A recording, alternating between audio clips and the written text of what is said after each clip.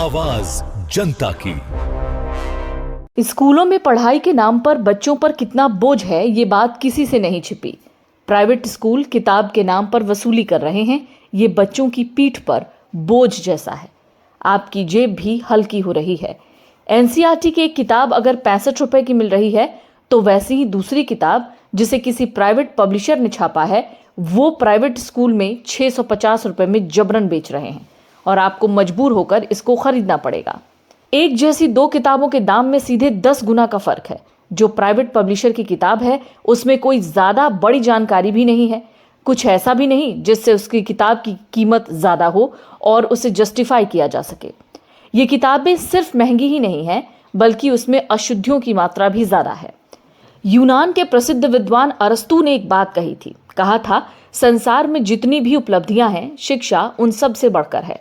मनुष्य की सबसे बड़ी उपलब्धि को आम लोगों तक पहुंचने से रोकने के लिए प्राइवेट स्कूलों ने महंगाई को हथियार बनाया है। आज से स्कूलों में नया एकेडमिक सेशन शुरू हो गया। सोचिए, 2 बच्चों के लिए किताब खरीदने में किसी के 14,000 रुपए खर्च हुए तो किसी के 12,000। क्या स्कूल बैग अब आर्थिक बोझ का प्रतीक बन गया है? सीबीएसई से मान्यता प्राप्त स्कूलों के लिए पहले से 12वीं क्लास तक एनसीईआरटी तय सिलेबस के मुताबिक किताबें प्रकाशित करती है। सरकारी स्कूलों में एनसीईआरटी की किताबें ही पढ़ाई जाती हैं, लेकिन प्राइवेट स्कूलों ने मुनाफे के लिए एक चोर दरवाजा खोला है। प्राइवेट स्कूलों में सिलेबस तो एनसीईआरटी का होता है। एनसीईआरटी की किताबों का सेट भी छात्रों को दिया जाता है, लेकिन उसके साथ ही छात्रों को प्राइवेट पब्लिशर्स की किताब भी जबरन थमाई जाती है। प्राइवेट पब्लिशर्स की किताबें भी एनसीईआरटी के सिलेबस को ही कवर करती हैं, लेकिन इसकी कीमत एनसीईआरटी की किताब से कई गुना ज्यादा होती है।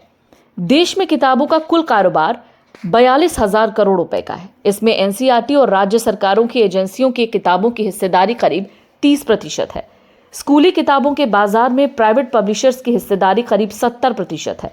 एनसीईआरटी और राज्य सरकारों की प्रकाशन एजेंसियां पूरे साल में करीब 14,000 करोड़ की किताबें बेचती है, जबकि प्राइवेट पब्लिशर्स पूरे साल में करीब 28,000 करोड़ से ज्यादा की कमाई करते हैं। देश में हर साल करीब 300 करोड़ स्कूली किताबें प्रिंट होती हैं। इसमें बड़ा हिस्सा प्राइवेट पब्लिशर्स की किताबों का होता है। अब सवाल है, जब गुणवत्ता में एनसीईआरटी की किताबें अच्छी हैं, फिर स्कूली किताबों के बाजार में प्राइवेट पब्लिशर्स का क्या काम और इनका हिस्सा ज्यादा क्यों है? इसकी वजह है लालच और मुनाफा। देश में करीब 15 लाख स्कूल हैं। इसमें से करीब 70% सरकारी स्कूल हैं, वहीं करीब 23% प्राइवेट स्कूल हैं। 2024 से 25 के एकेडमिक ईयर में सरकारी स्कूलों में 15 करोड़ यानी 61% बच्चे पढ़ते थे। वहीं प्राइवेट स्कूलों में करीब 9.5 करोड़ यानी 39% बच्चे पढ़ते थे। प्राइवेट स्कूल कम है, इनमें पढ़ने वाले बच्चे कम हैं, लेकिन देश में प्राइवेट स्कूलों का सालाना कारोबार करीब 5 लाख करोड़ रुपए का है। ये रकम बिहार, कर्नाटक, आंध्र प्रदेश, गुजरात जैसे राज्यों के वार्षिक बजट से ज्यादा है। प्राइवेट स्कूल कम हैं, इनमें पढ़ने वाले छात्र भी कम हैं, लेकिन इनका सालाना कारोबार कई राज्यों के वार्षिक बजट से ज्यादा है। ये सारा पैसा हमारी आपकी जेब से गया है। पहले तो इन स्कूलों की फीस महंगी होती है, इनकी फीस पर कोई कंट्रोल नहीं। ऊपर से ये प्राइवेट पब्लिशर्स की महंगी किताबें बेचकर भी मोटा मुनाफा कमाते हैं। दरअसल इन महंगी किताबों को बेचने से होने वाले मुनाफे में प्राइवेट स्कूलों का मोटा कमीशन होता है। इसी मुनाफे के लालच में प्राइवेट स्कूल आम आदमी की मजबूरी को अपनी आर्थिक मजबूती में बदल रहे हैं। कई बार चाहकर भी लोग अपने बच्चों को सरकारी स्कूलों में नहीं पढ़ा पाते, क्योंकि सरकारी स्कूलों के पास इतना इंफ्रास्ट्रक्चर भी नहीं होता कि वो सभी बच्चों को पढ़ा पाए। इसका फायदा ये प्राइवेट स्कूल उठाते हैं। दिल्ली से देहरादून तक प्राइवेट स्कूलों की ठगी का मॉडल एक है, लेकिन बड़े शहरों में वसूली भी बड़ी है। हमें इसे ऐसे समझना होगा कि एक बच्चे को पढ़ाने पर सरकारी स्कूलों में एक साल का खर्च औसतन 2,000 से 8,000 रुपए होता है। छोटे शहर के प्राइवेट स्कूल में ये खर्च बढ़कर 50,000 से 2 लाख रुपए तक हो जाता है। भोपाल, लखनऊ, पटना जैसे शहरों में ये खर्च बढ़कर 1 से 4 लाख रुपए तक हो जाता है।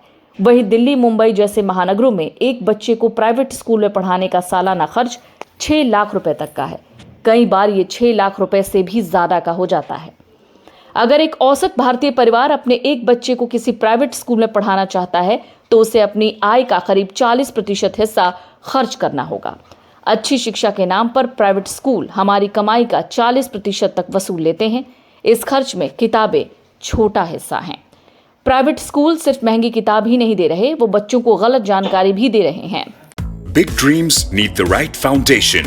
At Vidya Vihar Residential School, holistic education goes beyond classrooms. World-class facilities, caring houses, nutritious food, advanced labs, vast playgrounds, and inspiring mentors come together to nurture every child. Here, learning is balanced, values are lived, and every student truly belongs. Vidya Vihar Residential School, where learning transforms futures.